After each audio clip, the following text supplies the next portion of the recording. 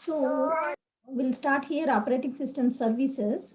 Before going for this, we know, right, operating system provides an environment for execution of user programs, right? That's what we have learned these days. Okay, operating system provides an environment for the execution of the programs. Okay, and the common services provided by the operating system are like user interface, program execution, IO operation, okay, and file system management, communication, resource allocation, accounting, error detection, okay, protection and security. These are the different services provided by the operating system. Okay, we'll discuss this with the diagram. We can see the diagram here. One second.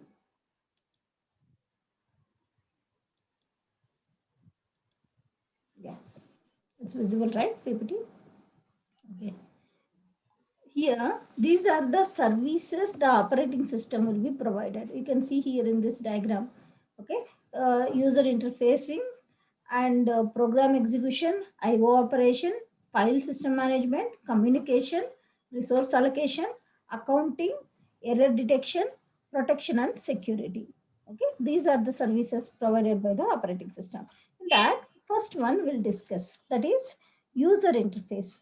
Okay, almost all operating systems has the user interface, right? Every operating system will be having a user interface. This interface can be of several forms, like command line interface, or it can be like a batch interface, or it can be like a graphical user interface. Okay, you can see here it will be of three kinds of user interface. One is graphical user interface, batch interface, or command line interface. Here, the command line interface means it uses the text commands and a specific method for entering them. Okay, command line interface is nothing but it uses some text commands and some specific methods for entering them. Okay, I'll show you how the command line interface in this class only. Okay, next batch interface. Batch interface, the commands and directives to control are entered into a file here. Okay, commands and directives will be entered into a file, and these files will be executing here. That is called batch interface. Okay, here all the commands will be entering into a single file. Directives, commands and directives will enter into the file, and then we execute that as a single file.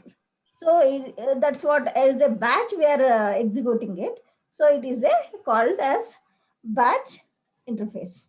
Okay. Next one is graphical user interface. You all, whatever we are using nowadays with the Windows operating system is graphical user interface. Okay. It's a most common interface, graphical user interface. Here, the interface is a window system with pointing device directives, the IOs, and choose from the menu, make selections among the keyboards and enter the text. That is graphical user interface.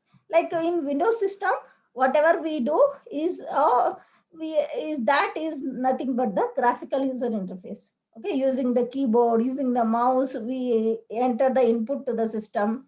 Okay, here we don't write any commands or something. By clicking it, by seeing the menu, by selecting the menu, we'll be entering the commands here in graphical user interface. It's easy to use. Okay, we all will be, now we are all using the graphical user interface. Okay, that is about user interface. This is one of the service the operating system is providing, is user interface. Understood, right? User interface can take several forms, that is graphical user interface, batch interface, and command line interface. Okay, in command line interface, which uses the text commands and specific methods for entering them will be used in the command line interface. And in batch interface, all the commands and directives will be uh, entered into a file, and as a file completely will be running it. That is batch interface. Whereas in a graphical user interface, the most common interface, Like interface is a window system with pointing to some device directing the input and output, like choose from the menu, make selections among the keyboard to enter the text. This is graphical user interface. Understood, right? Next service the operating system provides us is program execution. Okay, the here the operating system must able to load the program into the memory. Okay, first the operating system must able to load the program into the memory and run that program. Okay, and the program must be able to end its execution either normally or abnormally. Okay, program whatever program the operating system first functionality is to load the program into the memory and then run that program. That program can be whether it can end that program like normal way, or it may end abnormally also. Okay, because of some error or something, the program it may get end abnormally also. That is program execution. Next service is IO operation. IO operation means a running program may require the IO devices, like a file or IO devices. The program may require to run the program. The user may require the IO devices. Okay, users cannot control the IO devices directly. Okay, users cannot have the access to control the IO devices directly. So operating system must provide a means for controlling the IO devices. Okay, here the operating system will controls the IO operations, and it provides services required by the user. IO requests required by the users will be provided by the operating system. Okay, that is IO operation. Next is file system manipulation. It can be say sometimes as file system manipulation or file system management. Okay, file system management is nothing but the here the program needs to be read and write files and directories. Right, the program needs to read or write files and directories. If the program user program needs to read something from the file or write something to the files or directories, they also need to create and delete the files, like or search for some given file and list file information. Okay, some programs include permission management to deny the access to the files or directories based on the file ownership. These file permissions and all will be whatever the user program needs to run the files. Okay, that file access permissions and all will be provided by the operating system. That complete file system management service will be provided by the operating system to the users who requires the file operations. Okay, that is about file system manipulation.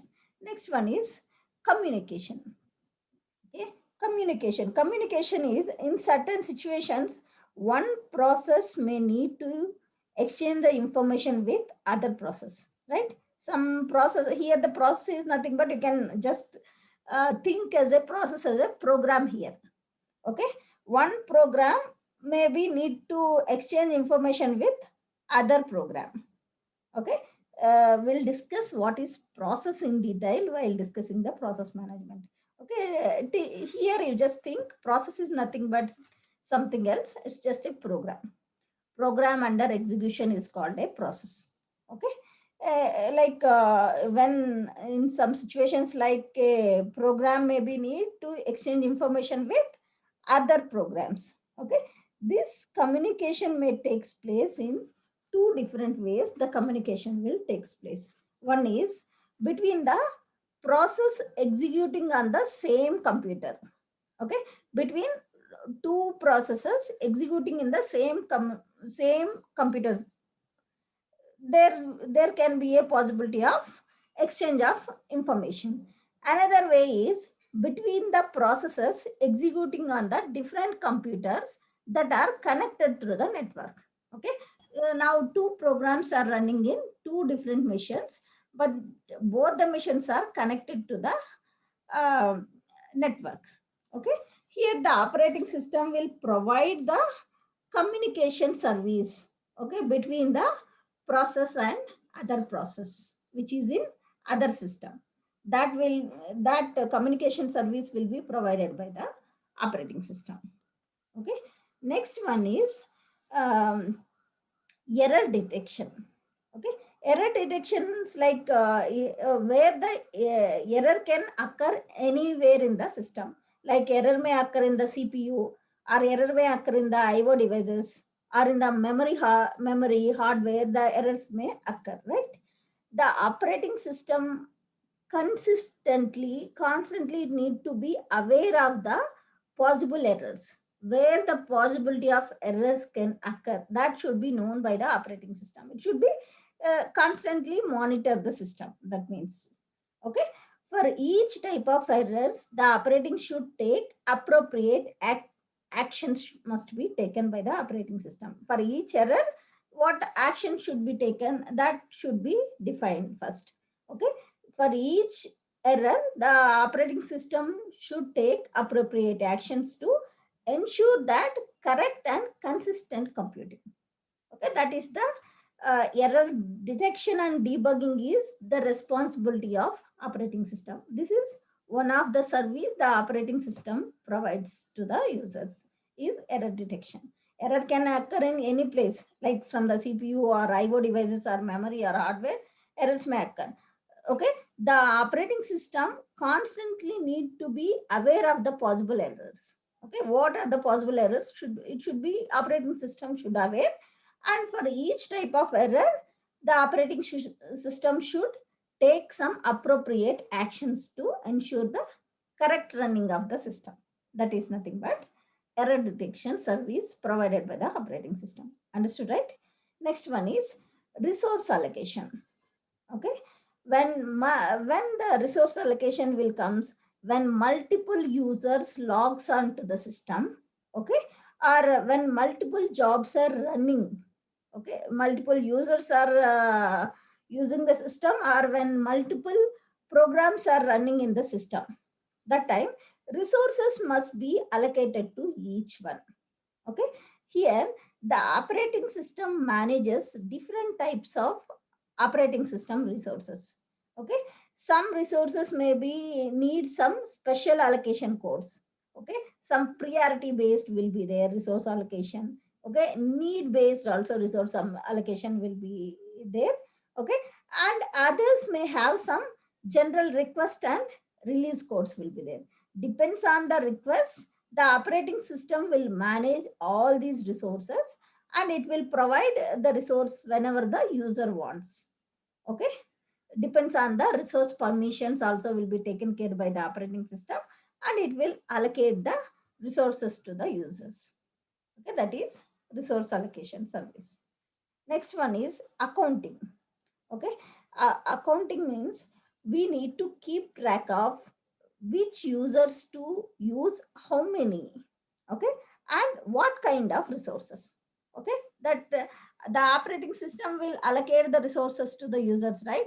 Like which user we need to give what resources, and how many resources, and what kind of resources, that we need to account it.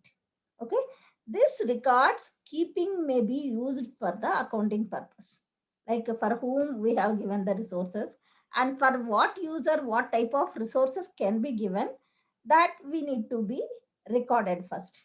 Okay, that record keeping may be used for the accounting purpose, and this accounting data may be used for the statistics or billing purpose. This data will be used.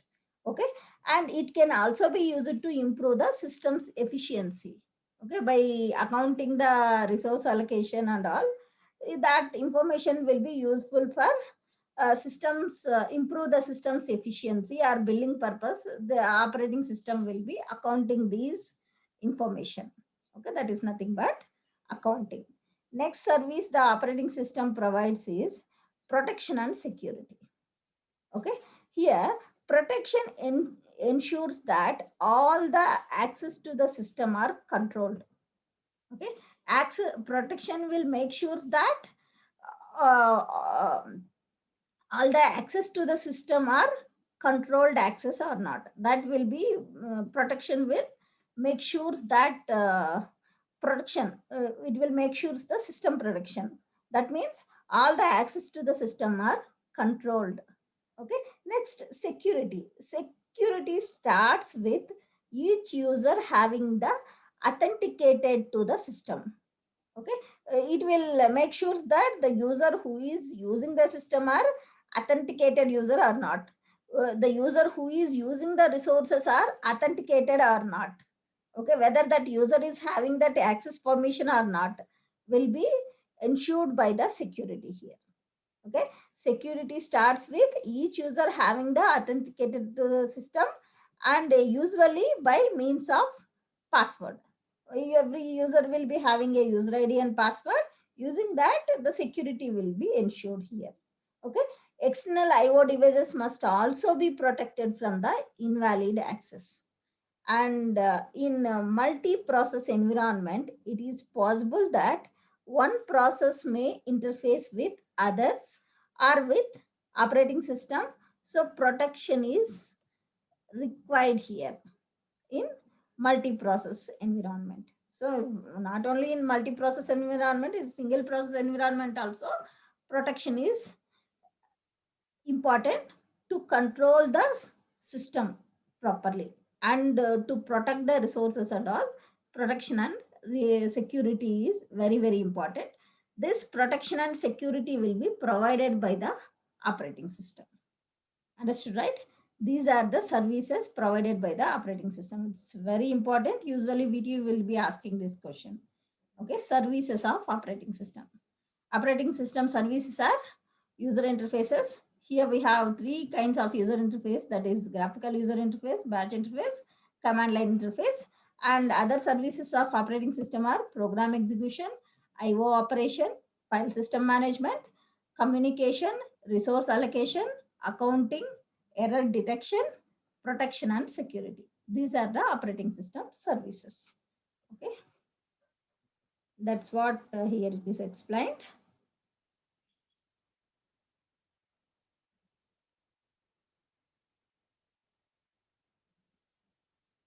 Yeah. Next topic here is user operating system interface. Here, there are two fundamental approach for the users to interface with operating system. That is command line interface. Other one is graphical user interface. Okay, first we'll see the command line interface. Okay, command line interface, which is also called as command interpreter. Okay, that allows direct command entry. Okay, in command line interface, we enter the commands directly here. Okay, sometimes implemented in a kernel. This command line interface will be implemented in commands, will be implemented in kernel. Sometimes by system programs it will be implemented, and sometimes multiple flavors are implemented by shell here. Okay, and some operating system uses the command line interface in kernel, and in others, like other operating systems like Windows XP, Unix, it is treated as a special programs. Okay, command line interface will be treated as a special program in Windows and Unix operating systems. Okay, that is running when the job is initiated or when the user first logs on. This command line interface program will be executed in other types of operating system. Okay, like on systems with multiple command interpreters to choose from, the interpreters are known as shells here. Okay, for example, like Unix and Linux systems, there are different shells. Okay, a user may choose from like Bourne shell, C shell, Kern shell. Okay, these are the different shells the user can choose it.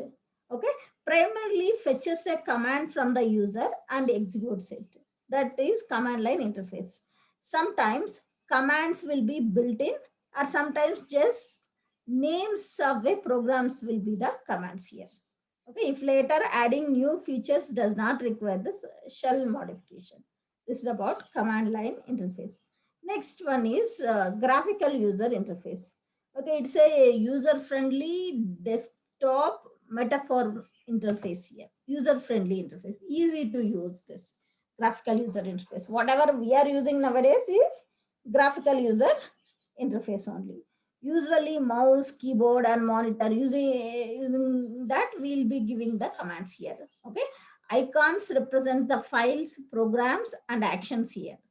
Okay, we don't directly give the commands like how we give in the command line interface in use graphical user interface.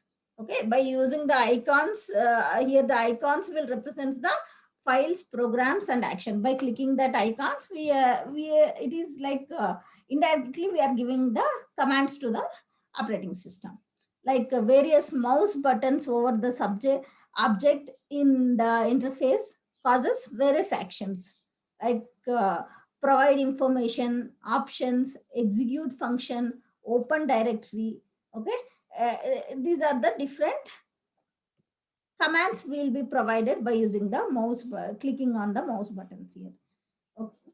Next, many systems now include both the command line interface as well as graphical user interface. Whatever systems we are using right now will be supports the both command line interface as well as graphical user interfaces. Like Microsoft Windows is graphical user interface with command line interface, that is command shell. Next is Apple Mac OS X as Aqua graphical user interface with Unix kernel indie shells available. Okay. Next, Solaris command line interface with optional graphical user interfaces will be there. Okay. So most of the system which we are using right now will support both command line interface as well as graphical user interface. The difference between command line interface and graphical user interface is command line interface, we directly give the commands in the command prompt. Whereas in graphical user interface, we'll be clicking on the icons, we'll be running the program here. Okay.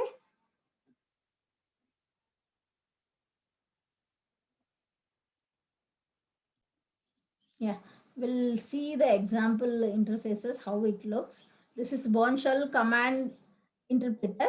Okay, command line interface will look like this, like our Windows command prompt, where we directly give the commands. Okay, it looks like this. Command line interface will look like this. Okay, this is graphical user interface. You can see this calculator there. Here by clicking these buttons we do function, we do the operation. Like if you want to do like 2 into 3, click on 2, click on into 3 and click on equal to, we'll get the answer. This is graphical user interface. It is easy to use interface.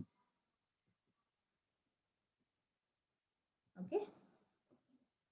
This is about command line interface and graphical user